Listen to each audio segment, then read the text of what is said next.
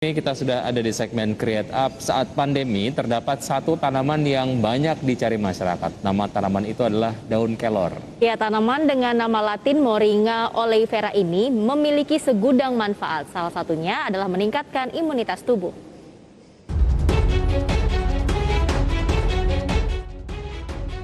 Saat ini tanaman daun kelor ramai dicari oleh sebagian besar pelaku usaha. Hal ini karena daun kelor memiliki nutrisi yang tinggi dan dipercaya memberikan manfaat untuk meningkatkan imunitas tubuh. Fajri Jufri, Kepala Badan Penelitian dan Pengembangan Pertanian mengatakan bahwa tanaman kelor sangat mudah dikembangkan sekalipun di wilayah perkotaan. Dengan manajemen yang baik, tumbuhan ini bisa sangat menguntungkan sebagai ladang usaha baru.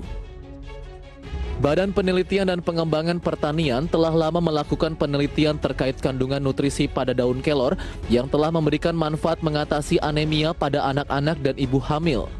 Kandungan zat besi pada menunjukkan hasil cukup baik, yakni dari 1 kg diperoleh 54,92 mg kandungan zat besi. Bahkan dikatakan bahwa tanaman kelor memiliki mengandung vitamin C lebih tinggi 7 kali dibandingkan buah jeruk dan kandungan vitamin A 4 kali dari wortel.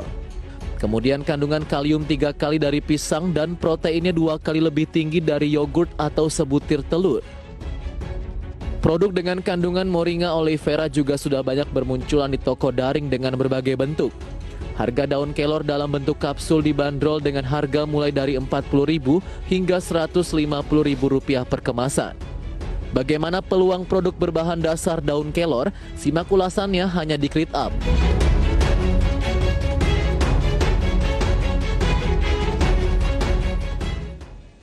Oh, Wiki, saya baru tahu ternyata daun kelor itu adalah moringa gitu ya. Yeah. Padahal selama ini saya pakai moringa ini untuk sabun mandi, kemudian juga hand body gitu ya. Ternyata manfaatnya banyak sekali. Dan tentunya untuk membahas tema kita di pagi kali ini yaitu mengenai gali potensi bisnis startup superfood lokal, sudah tersambung melalui line Zoom bersama Mas Felix Bramsamora selaku founder dari Rumah Kelor. Halo, selamat pagi Mas Felix, gimana kabarnya? Halo, selamat pagi. Ya, terima kasih ya sudah bergabung bersama kami pagi hari ini di Power Breakfast. Oke, Mas Felix, kalau bicara mengenai potensi bisnis tanaman kelor atau Moringa oleifera, ini gimana sih di Indonesia potensi bisnisnya? Ya, sebetulnya kalau untuk tanaman kelor itu, kalau di luar negeri itu sudah lama ya. Kalau ya di dunia dikenal dengan nama latin Moringa oleifera. Dan sebetulnya tanaman ini sudah banyak diteliti di luar negeri dan mungkin kalau di Indonesia mungkin baru sekitar 3-4 tahunan belakangan ini baru orang mulai banyak mengenal mengenai kelor ini ya. Dan kalau bicara potensi tentu kita tahu bahwa kita saat ini masih berada dalam pandemi. Dan potensi produk-produk kesehatan sebetulnya tidak hanya kelor itu tentu sangat-sangat meningkat ya beberapa tahun, ya mungkin 2 tahun belakangan ini. Dan memang secara data permintaan moringa ini, permintaan global itu sangat meningkat di masa pandemi ini. Jadi potensinya sangat luar biasa sekali sih. Nah, peningkatannya selama pandemi COVID-19 ini berapa persen nih soal daun kelor atau moringa? Peningkatan dari permintaan? Kalau dari Rumah Kelor sendiri sih selama pandemi sih kita permintaan meningkat sampai 30-40% ya year on year gitu.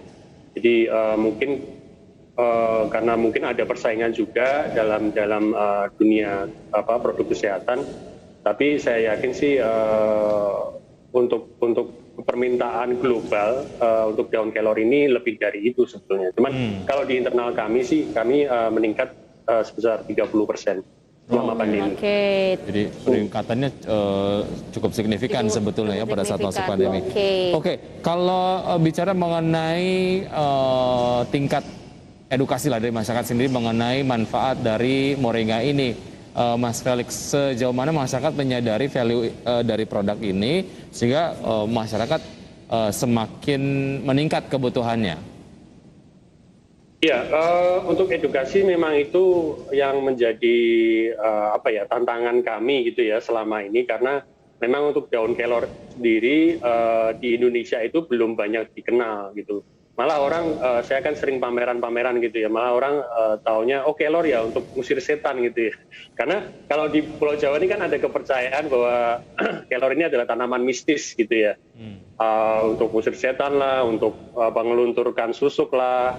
Nah, jadi memang perlu edukasi yang lebih untuk tanaman kelor ini supaya lebih dikenal dari sisi kesehatannya, dari sisi manfaatnya, bahwa kelor ini manfaat kesehatannya banyak sekali dan ya masa 2021 kita masih percaya hal-hal mistis seperti itu. Nah ini tantangan bagi kami juga dan PR bagi kami untuk terus mengedukasi masyarakat. Oke, tapi sejauh ini dari daun kelor atau moringa ini Anda mengolah lagi jadi apa nih? Apakah bentuknya jadi mungkin obat-obatan atau mungkin jadi teh, minuman atau seperti apa? Dan manfaat yang paling banyak dicari oleh masyarakat tuh apa sih?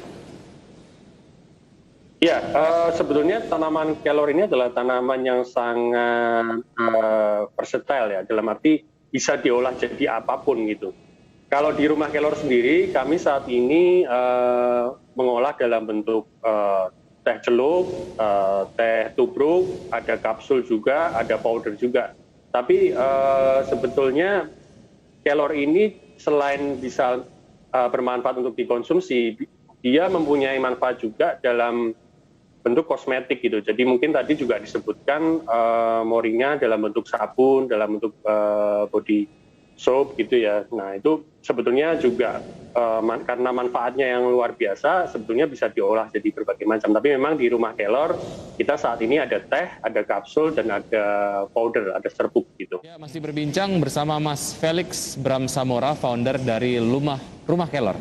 Oke, Mas Felix, kemudian sebenarnya bagaimana nih pasar ekspor dari produk yang Anda jual ini? Apakah meningkat juga atau seperti apa? Ya, seperti yang tadi saya bilang bahwa selama pandemi ini kita meningkat sebesar 30% dan itu juga sebetulnya karena permintaan kalau kita sih jualnya kebanyakan masih domestik, tapi untuk permintaan global sih sebetulnya meningkat juga sangat-sangat signifikan karena pandemi orang makin banyak mencari produk-produk kesehatan dan salah satunya juga kelor yang sangat-sangat bermanfaat untuk meningkatkan daya tahan tubuh gitu ya. Jadi ya permintaan global sangat meningkat selama pandemi ini. Baik, ya terkait dengan manfaatnya dan juga kandungan nutrisinya, ini membuat daun kelor bahkan menjadi superfood gitu ya, Mas Felix ya. Oke, dalam menjalankan bisnisnya bagaimana sebetulnya Rumah Kelor melibatkan masyarakat sekitar yang ada di sentra produksi dari kelornya sendiri?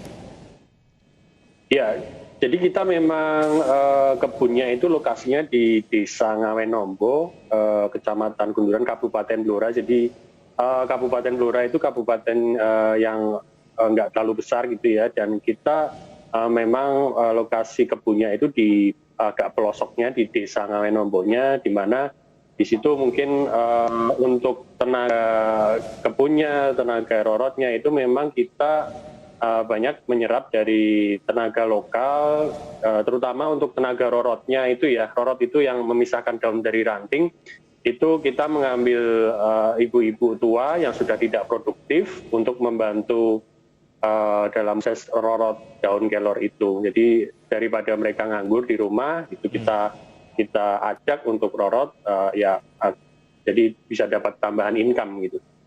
Oke, jadi secara tidak langsung ini Rumah Kelor berkontribusi untuk menumbuhkan perekonomian masyarakat sekitar juga ya. Dan kemudian Mas Felix, target kedepannya dari Rumah Kelor apa nih?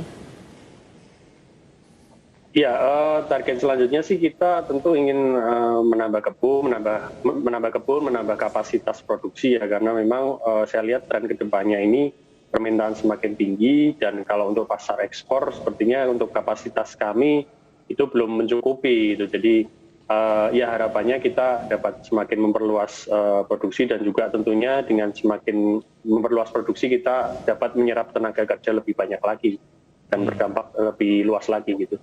Oke, ya yang paling penting adalah itu bagaimana sebetulnya sebuah bisnis dapat memberikan dampak yang signifikan terhadap perekonomian masyarakat sekitar. Mas Felix, terima kasih sudah bergabung dan juga ngobrol-ngobrol sama kita di Power Breakfast. Sukses selalu untuk Rumah Kelor. Terima kasih, Sehat selalu, Mas Felix. Sama-sama. Terima kasih.